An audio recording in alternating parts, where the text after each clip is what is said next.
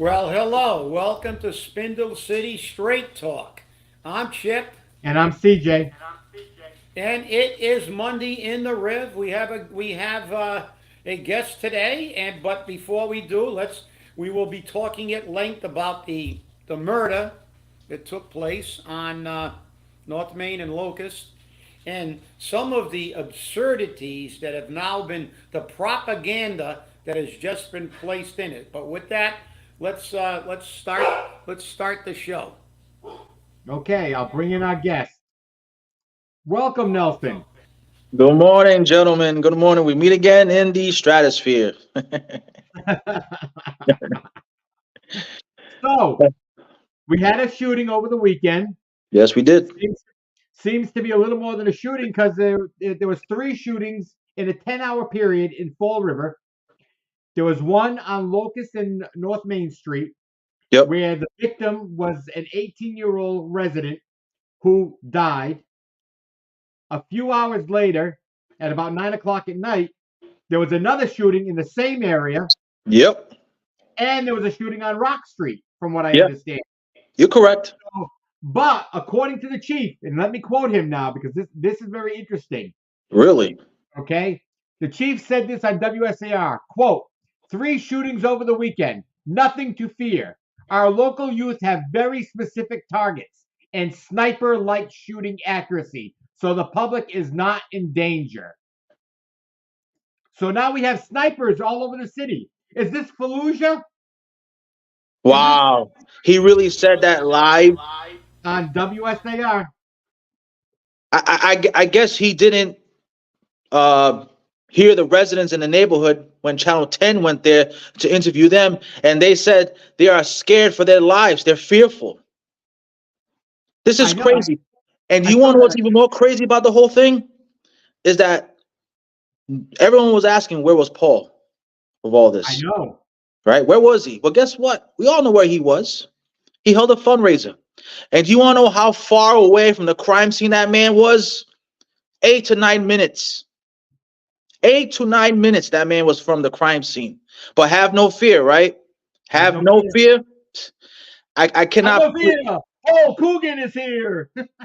I'll say this while I hand it off to you guys. That's the same chief who said that, for anybody who holds up a list of crime statistics, disregard it. Especially, it's the same crime system that every single department has to report their numbers to, just like him, that showed us from 2021, we were ranked 7th. Not even a year later, on the same data, and we showed that video here, Yep. we, heading into 2023, we are ranked number 1. Have no fear. Have no fear, but we're ranked number 1. How does that make sense, guys? Doesn't make any sense to me. Well, let me get into this conversation. As soon as I unmute this mute. Okay, listen. I respect the fact that the chief has been on the department for a while. He's put his life on the line, and I respect that. But he has proven beyond a shadow of a doubt, unfortunately, that why he was politically appointed to that job.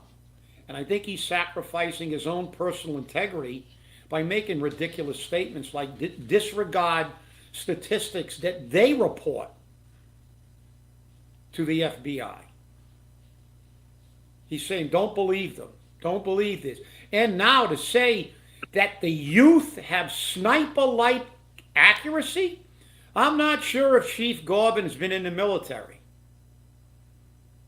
But I will tell you, there are very few people on the planet who have sniper-like accuracy. Don't worry. They're going to hit everything they aim at. That's why we have pictures of cars with bullet holes in them. Houses with bullet holes in them. I don't think they were aiming at the car. They weren't aiming at the house. Sniper-like accuracy. So I'll pose him a question. I'll even answer it for him. Do you know what NPA means when we're talking about handling a firearm? if you weren't in the military, and possibly if you weren't a sniper, you don't know what that is. NPA stands for Natural Point of Aim. And snipers are taught to determine their natural point of aim to ensure their dead-on accuracy. One bullet, one kill. That is the motto of a sniper. One bullet, one kill. The natural point of aim. If you watch the movie American Sniper about Navy SEAL Chris Kyle, who spent five tours in Iraq. At the beginning of that movie, you'll see him when he first got into his first tour in Iraq, breathing. What he was doing was regulating his breathing so he could determine his natural point of aim. You're going to tell me teenagers and people who aim a pistol this way and don't even look at the sights most of the time have sniper-like accuracy. You are insulting the intelligence of anybody who knows anything about firearms, and you are misleading the public, because for the sake of a mayor who's ignored crime. First you say the numbers that these people report from the FBI databases are wrong. Then you say that everybody else in the state is lying about their numbers, but we're not. Yet I know that Sam Sutter has put in a public records request for the exact number, and he still hasn't received it. This is a cover-up till after the election. If it's so good in Fall River and these people aren't a real threat, why do we now have the state police in here? Why do we now have a post, whatever it is?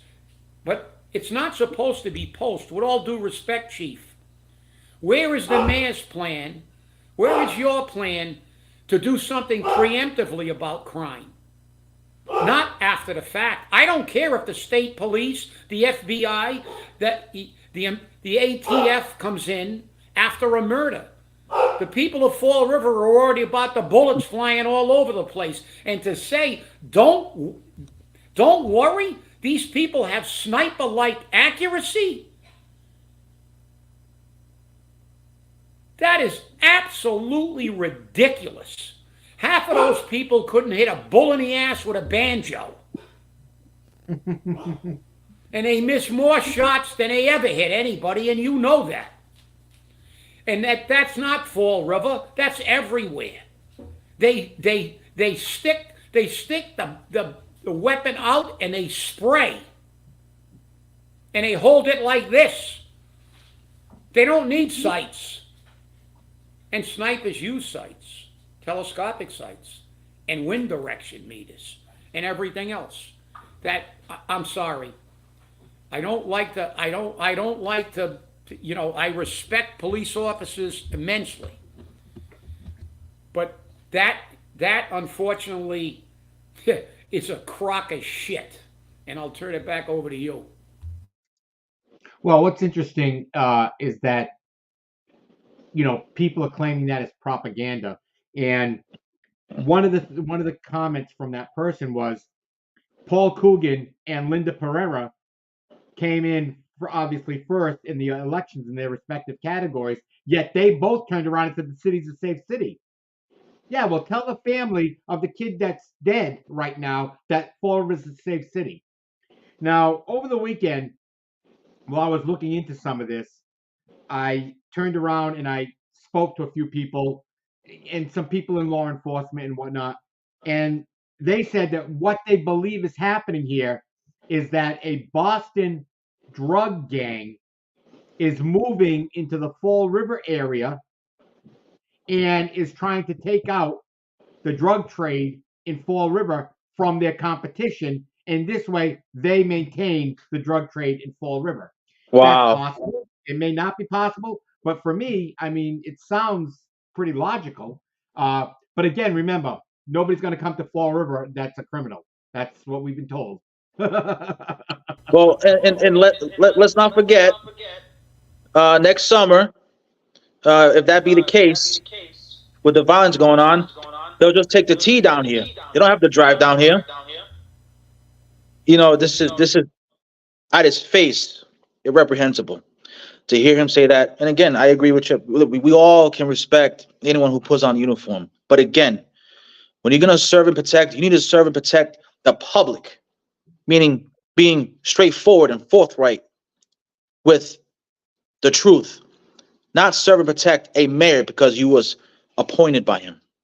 So, look, we heard it that Paul said everything is fine.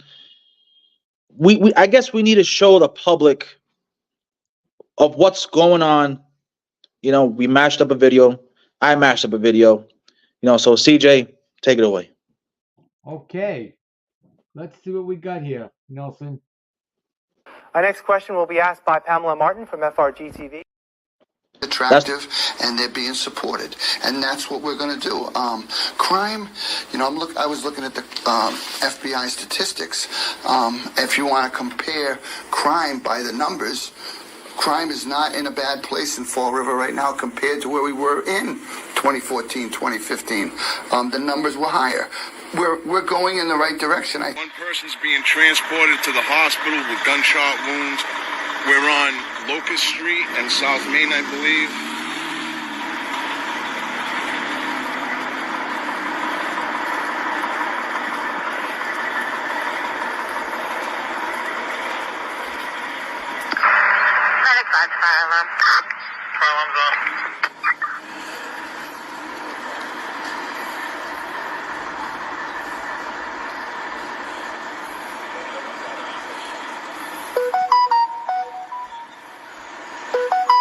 One person transported to the hospital with gunshot wounds. There are several shell casings. This is a drive-by shooting.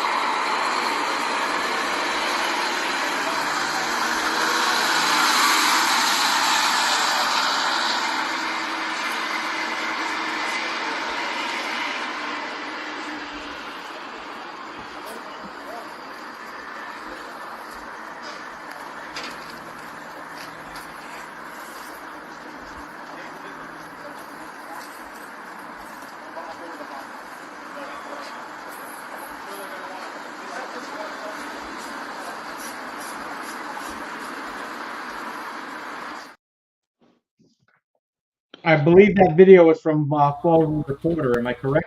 Yes, it is from the Fall River Reporter. You know, in that video, we showed in another incident of Rock Street, another incident, separate incident, bullet holes in the car, another incident, state police with FRPD in the streets at night. And then at the end, since they want to bring up Jazo all the time, for some reason, you know, Jazo held up the newspaper that said crime down during his administration. Right. And what's also telling is that Paul criticized the statistics that Sam brought forward at the first debate. Well, that also criticizes the Flanagan administration, because I don't think the Flanagan administration at that time, in conjunction with everybody who made that happen with the police chief at that time, is going to lie about a milestone. But what milestone is Paul achieving under his administration?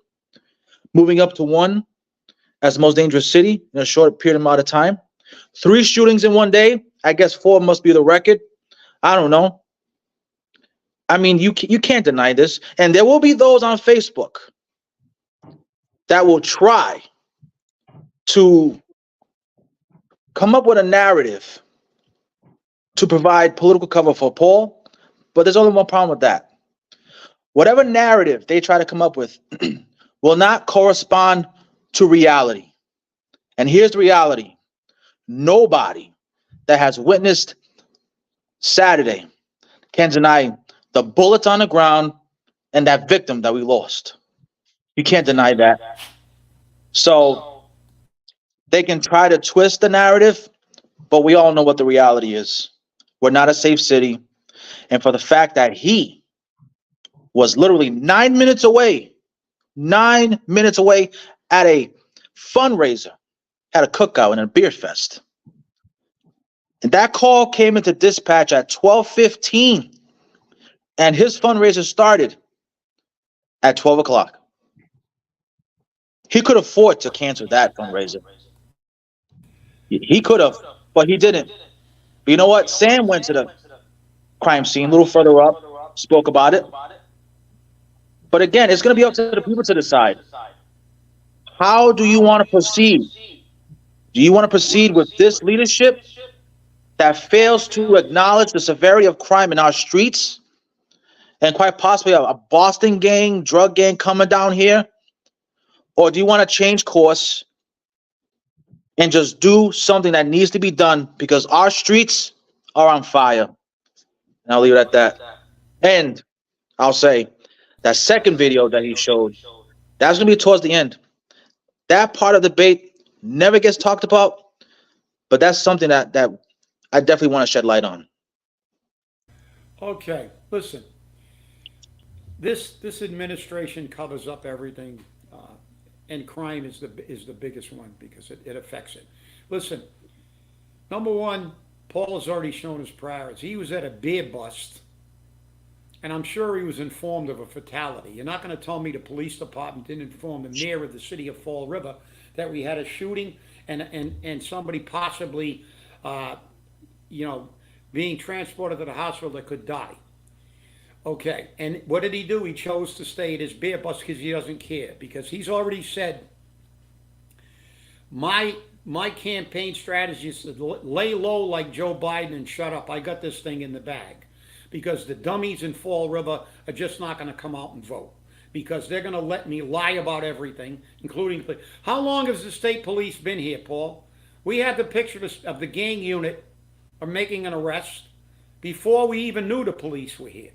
State police at Maplewood said Fall River is a hot zone or something to that effect. High crime area. And then you tried to, you didn't talk about the state police. Oh, the Fall River police guy was a little confused. No, he isn't. He told the truth, and you said, well, he might be a little mixed up. Where are the numbers? We have not been number one year. We were number one in 2022, and now we're number one again in 2023. So 2 consecutive years we're number one. And by the way, number 7 isn't great. There's 351 cities and towns in the state of Massachusetts, and we're in the top 10. We should be in the bottom 10. So that's the reality.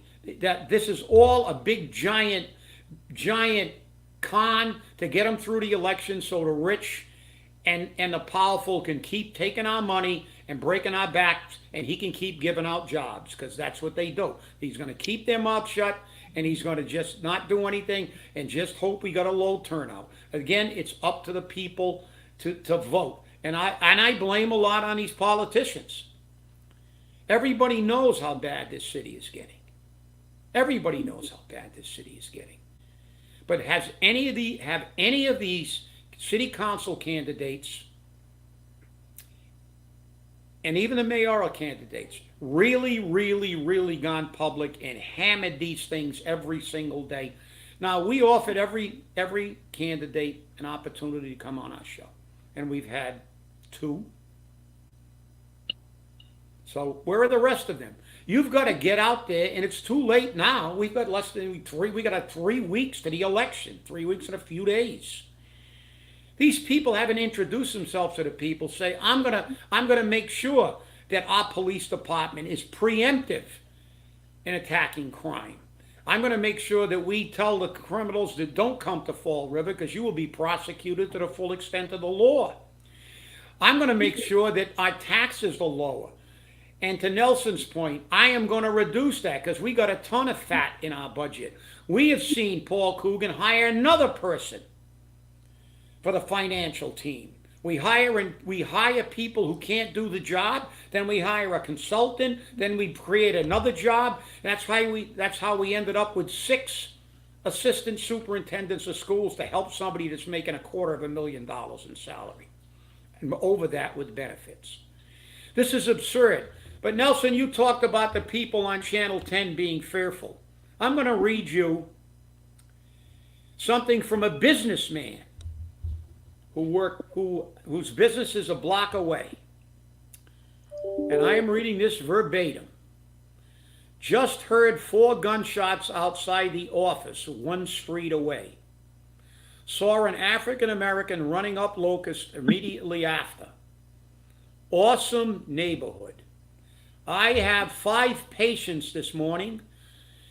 Don't worry about gunshots or a fugitive 1 street away. Just lay down on the table. This is a businessman. Do you think those five clients are going to come back there? Do you think they want to go to a place that... But don't worry. I'm going to tell that businessman.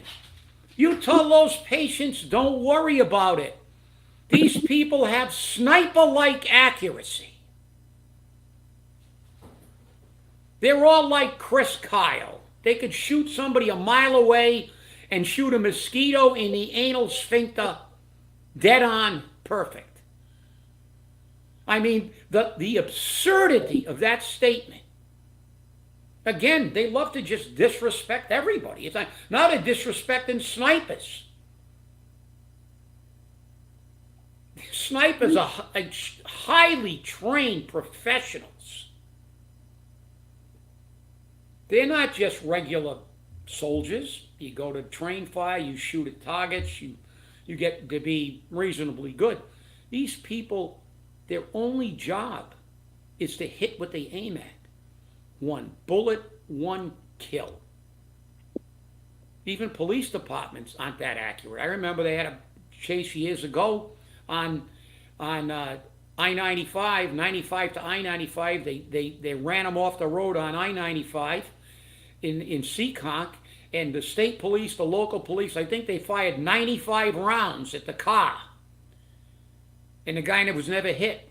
I guess they didn't have sniper-like accuracy, but we got teenagers with illegal... How about the fact that we got somebody with a gun that's shooting at people? I mean, they're just insulting people's intelligence. Because all they do is spin and spin and spin some more just to get by the election. And when he's in again for his last term and he can bankrupt the city, put us in receivership, and then walk away and move back to Somerset, or who knows, maybe Florida, because he can go anywhere he wants, okay? So this is the problem we have. And before I do it, I got to hit this. In a debate, he said his vision of the city is to have 1/3 rich people. Those are the only 1/3 of the city that he'll talk to. 1/3 median income and 1/3 low income. I mean, besides being absolutely imbecilic, who ever heard of a city that's directly proportional, and you're going to be able to do that? The only time you can do something that accurately is in a test tube. And cities aren't test tubes.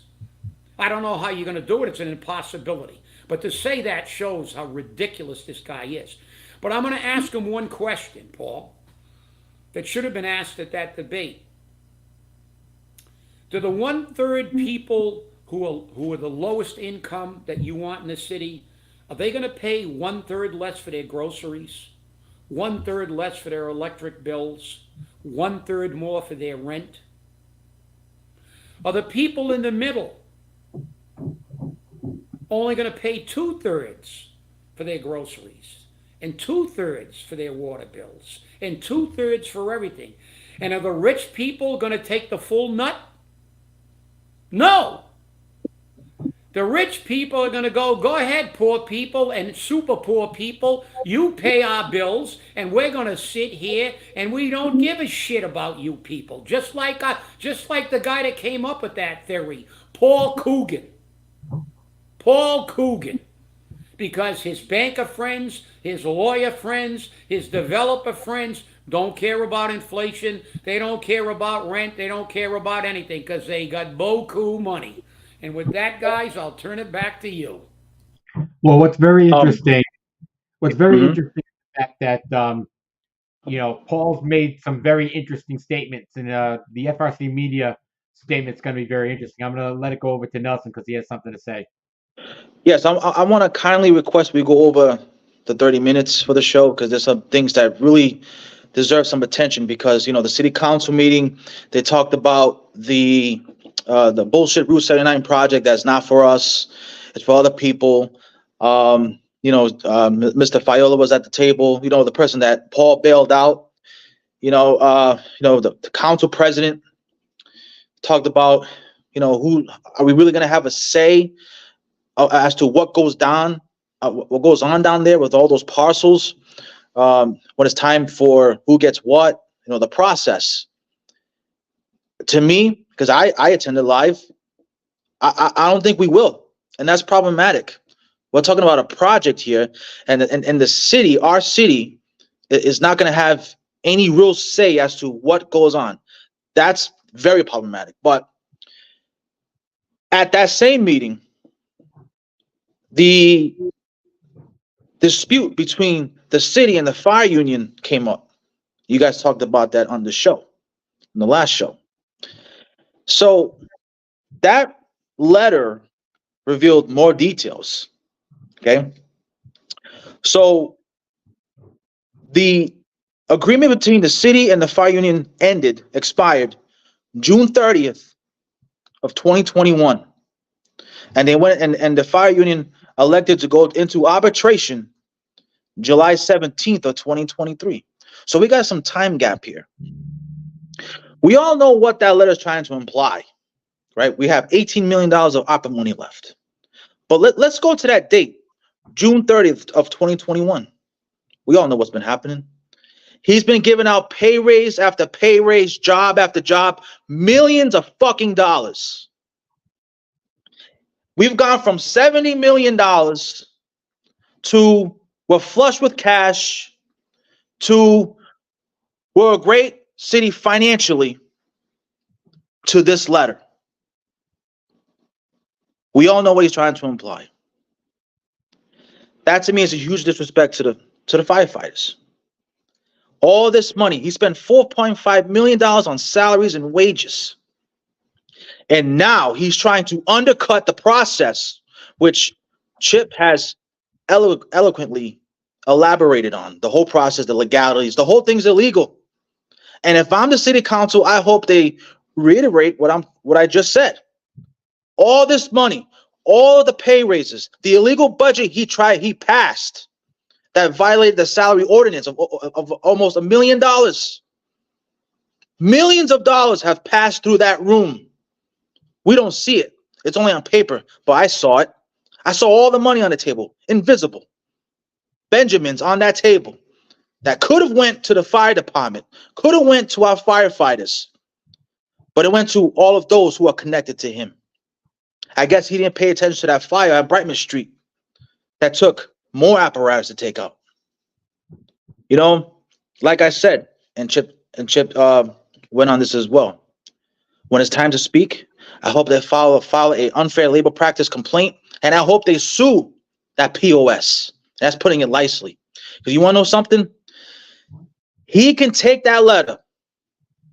He can take that letter, and he can go fucking choke on it. Choke on your own words, because we are getting to the real reflection point into this city financially, and the city council knows it.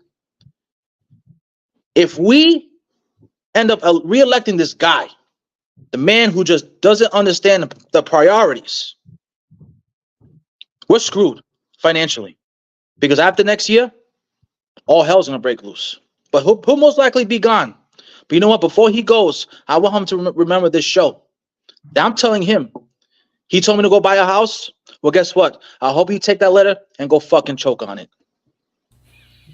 Wow. Well, yeah, I guess we can. I guess we know where you stand. But listen, in a way, we know that letter was Abby. Please, even my dog's pissed off at him. See, you got my dog cranked up. But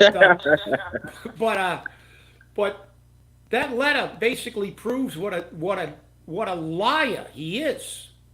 Because in that letter, if you read it, and we posted it, and it's posted, he talks about how many calls the police got. But we don't have a crime problem. So you can't have it both ways, Paul.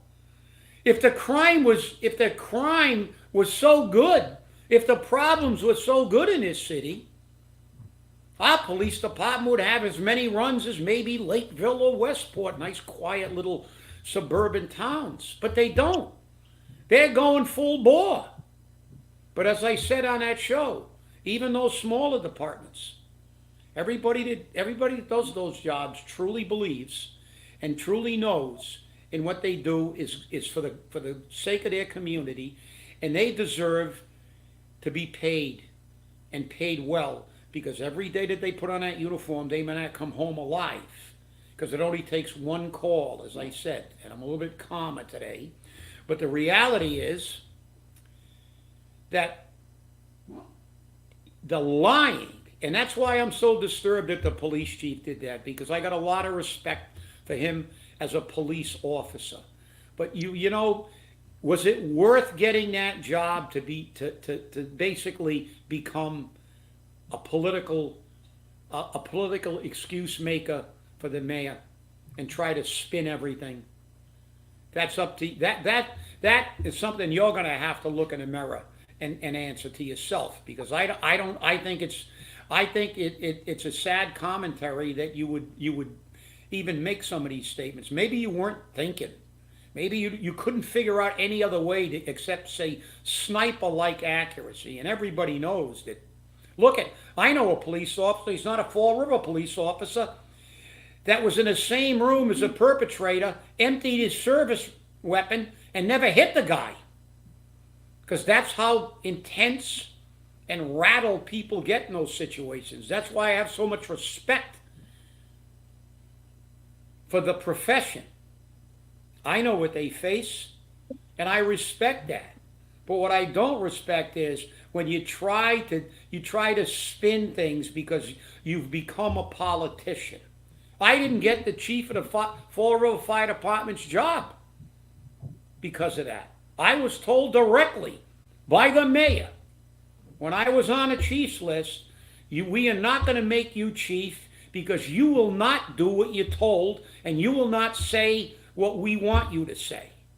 Because I spent my entire career as a union guy, and it cost, and I never regretted that choice. I never regretted that choice. So I know how this works, Chief. I was in a public safety department, and I was up for the chief of the department. But you can, in that with civil service, they can choose from the top 3. And I was told directly, you're not getting this job because you will not do what you're told, and you will not say what you're told to say. And they were 100% correct. And I will tell you, my answer to that mayor at that time was the same thing I told Laura Washington. Well, but it wasn't her other hand. It was, you can take that job and stick it where the sun doesn't shine because you're not buying me. And I walked out of the room. So that's the reality. And there are people who know that. And this is ridiculous. Residents are afraid. Businessmen are going to suffer. Who the hell wants to go to a place where shots are ringing out and to say, oh, don't worry about it. You know, you can go to Fallujah. They hit everything they aim at. That's ridiculous. I'm disappointed. I'm sorry. I'm disappointed. And I don't know what else to say about this, but they're proven liars. He's right. Nelson's right. They lie. That letter, which is an illegal letter, as I said, talks about how busy our police department is. The state police said this is a high crime area. And Paul Coogan continues to say, don't believe your lying eyes. Don't believe your ears. As that businessman said when he heard 4 shots ringing out. I have a video from that individual of that crime scene. He sent me a video. But don't worry about it. They hit what they're aiming at. Come on. I mean, look, we've gone beyond the pale. This is a simple matter here. We have an election, and it's going to be on the people of Fall River, because I'm telling you, I am very disappointed at all the non-incumbent candidates. I haven't seen anyone that came out of that pack and went public with everything and really, really, really took their message hard to the people of Fall River. And it's not, that's on them. That's them.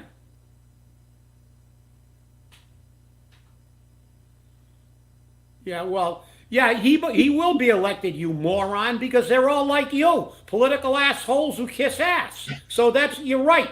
If I had to bet, I'm saying he's going to be elected, because he's like Joe Biden. You don't see him out here talking about issues. You don't see him. His strategy, and he said it, is to just lay low. I got this election in the bag. Well, if the people who are being victimized by his rich friends and him come out to vote, he won't win the election. But it's on those candidates for not taking it to the people and inflaming them like we did with the recall. They're going to wait till, like Flanagan, it got the critical mass. They're going to wait until he gets his third term, and in the second year of his third term and all this money's gone, he's going to say, we don't have a dime. We're going to cut police. We're going to cut fire. We're going to cut everything. We're going to raise taxes through the roof. We're going to do everything because we are on the verge of receivership. And you know why? Because he doesn't give a shit. Because when his third term's up, he's going right back to Somerset or somewhere else. He's not going to stay in Fall River. And you're right. You want a coffee milk? I don't drink coffee milk. But if you want to have a drink, you come and see me and we can have a debate. Because getting elected doesn't mean you're the best choice. And I'll tell you what, we have seen that time and time and time again. All you got to do, that's why this city is where it is. We keep electing the same clowns. And I'm not blaming them. I'm blaming the people of Fall River. When's the last time we had an election with 65 or 70% of the people turn out? When all of the people that moved out of Fall River, all the people that used to live in Fall River, all the teachers, all the people with money, they bailed. Because there was a time in Fall River when we had those kind of turnouts that this shit wouldn't happen because they were getting voted out. There was a time in Fall River where no mayor, no matter how many terms he was in, would ever have a tax increase in a budget in an election year. Because that's how much jeopardy they were in. The same thing with a city council. Maybe you're not old enough to remember that time. Because politics is got nothing to do with what's best. It's got to do with the power and the money. And they prove it every day. When you put somebody in the Senate, and it's sad, but he doesn't have the ability to function because he had a stroke, and you put him in as a first-term senator because you got the power and you got the money and people just don't pay attention, and we see it across the board. And that's the problem with the system. The system is broken. That's why I was never an advocate for term limits, but I am now because the people just won't get off their ass until it's done. Until the city is totally destroyed, then everybody will be pissed off and go to the polls. And it happens like every revolution does. The French Revolution didn't happen until France was at the bottom. Every revolution, the Russian Revolution happened. All revolutions only happen because the society's been allowed to deteriorate to a point where it's almost irredeemable. So that's the reality. So you think it. Yeah, you're right. It may actually force me, after I've lived in the city my entire life, when I had plenty of opportunities to move out. I may be looking to get out of this town because if the people won't come out, it's on them. And I'm getting frankly, I'm getting tired of it because I'm tired of watching the same cabal that was in charge of Fall River 40 years ago are still running the show from behind the scenes. Just look at who was appointed to find out who got the contracts for Durfee and Diamond. Who did he appoint? You know the names, CJ. Yep. You know the names, Nelson. So this is what the problem is. You know, as it said in the Untold Story of Labor in the 1850s, when the rich guy said, we elected a Republican governor on the West Coast and a Democratic governor on the East Coast. We don't care who's in the White House. We own all the senators and congressmen. We are the rich.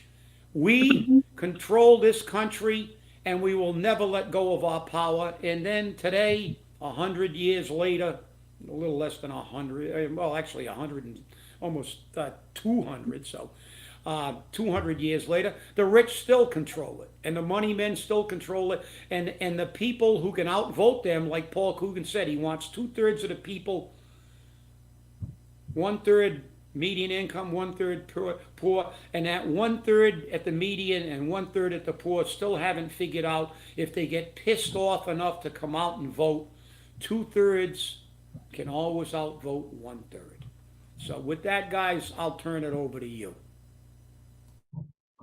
You know, his math is off because he don't see three. He wants to eliminate everyone who's low income. They want to displace and replace our residents at the fastest pace possible. And the census proved that. In 2021, it was $918 for the median rent in the city. 2 years later, it's practically doubled.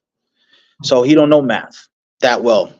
But it just goes to show you how clueless he is about what's going on. And if you reelect that man, this is what's going to happen.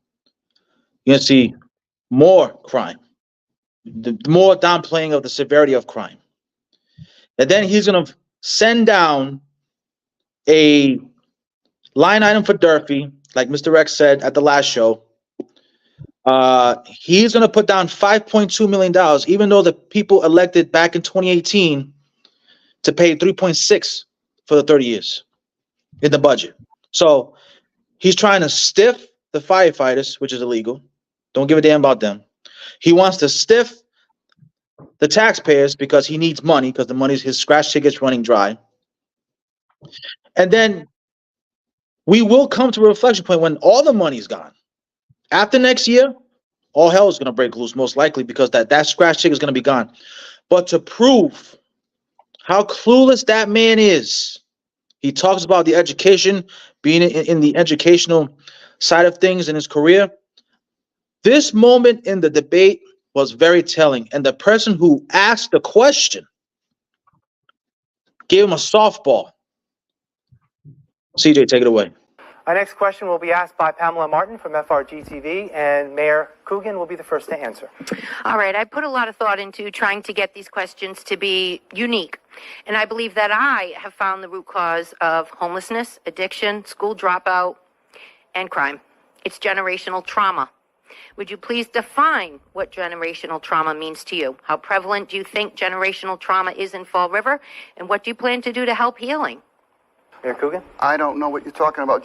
Define generational trauma in your question, Pam, please. It's trauma and difficulty that continues on through families, through different generations. Poverty rate that goes on through people that perhaps feel that they are stuck in the doldrums with either it's unemployment or uneducation. Poorly educated. Yeah. Well, there you go. I mean, that man doesn't even know his own city. I guess he wasn't paying attention when he was in a school department. Kids from all walks of life came under his wing. They all have their own stories. Look at the poverty rate today in Fall River. It's over 10%. I mean, she gave him a softball. He didn't even know that. What does that tell you? And he's supposedly educated and he didn't know what generational trauma was. Yeah, I got a quick question. I know that the audio is a little broken up and it's tough, but could you, and I know you heard it live, could you basically give the question that he asked? Because, yeah, you're right, CJ. He didn't even have an idea of define generational. So there's a guy that spent, we wonder why we're 336 now. We used to be 335th. We went down a notch this year in our educational standing in the Commonwealth of Massachusetts. Here's a guy that spent 30 years in the schools, two terms as a school committeeman, and now 2 terms as the chairman and the mayor of the school committee. So that's about 38 years in education, and he doesn't know that he wants you to define generational. So could you kind of clarify that for some of the people that are watching and are going to watch, what that question was fundamentally? She's basically saying, why are people stuck? And it passes on from generation to generation. Why can't people improve in their life? Even if they try their hardest. Some, it takes longer for others, but for the majority, some people can't when they try. And she even said it for the educated. But she said generational trauma.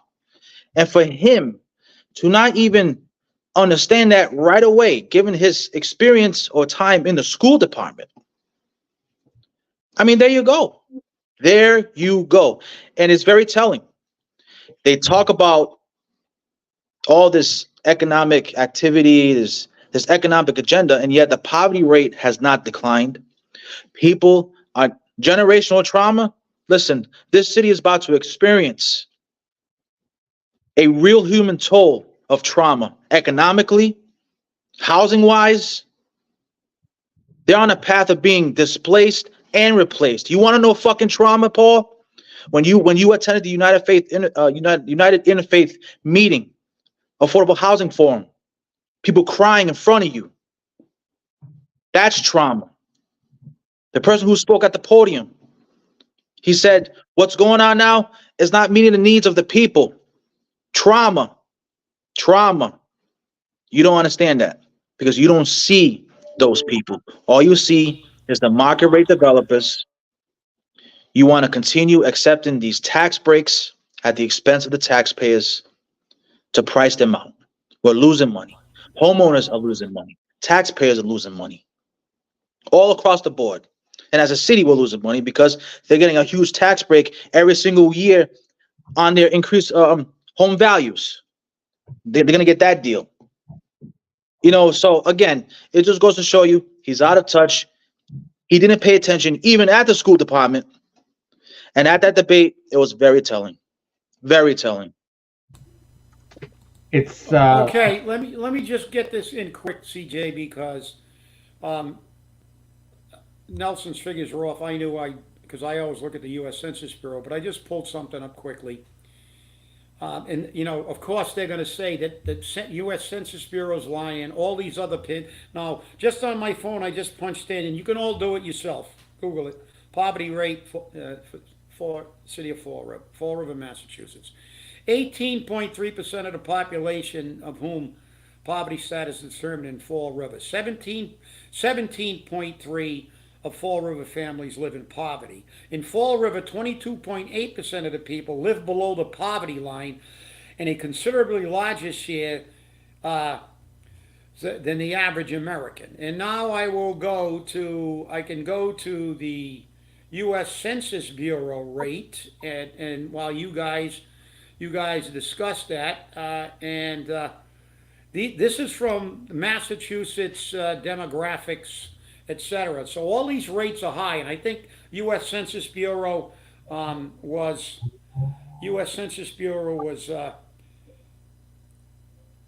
about 14, I believe, the last time they did it.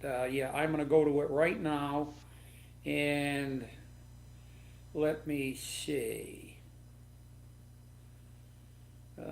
Population, characters, housing, family, living, education, health, economy,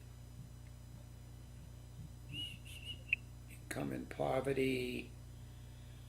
Oh yeah, we're moving up. We're moving up. I think the last time I looked at it was about 14. Now, according to the U.S. Census Bureau, and here it is. Okay, you can look it up yourself, all you bozos that are saying, "Oh yeah, he's going to get real." You're right, and he's managed to take the rents from 800 to 2,000, And now he's managed to get the poverty rate from about 14 point something, if I remember correctly. I'm pretty good with numbers. To right now, according to the U.S. Census Bureau, it is 19%. There you go, over 10. 19%. 1/5 of the population. 1/5 of the population below the poverty level. So listen, you're right. He is going to get elected. And you know something? That's the problem. She asked the question why people in Fall River can't move forward because they can't get out of their own way and they don't go to vote. It's because people like Paul Coogan and people like those bozos that nod their head in the city council getting elected and reelected and reelected when we get a turnout of 13,000 or 14,000 out of over 50. What do we got? 55,000 registered voters? Over 55,000 registered voters and 14,000 people vote. Of course, Paul's going to get a majority. A little more than 7,000 is a majority, and he's given out at least 8,000 jobs. You're right. He's in. You're right. He's absolutely in. Because he's given out 8,000 jobs. So I'm being facetious. So the numbers may not be dead accurate, but I said that for effect. So back to you guys. The last thing I'll say is, I wanted to set up Chip to finish home the message, so he could actually bring the numbers and say it live instead of me, So either way, it's bad, so it's getting worse. But hey, if he gets reelected, it will be worse. But I think we're heading to a real reflection point because after next year, when the money's gone, we'll see. That's for sure. That's for sure. Well, I want to thank you all for watching, and remember, stay safe, stay angry, and hold your politicians accountable. We'll see you on Wednesday.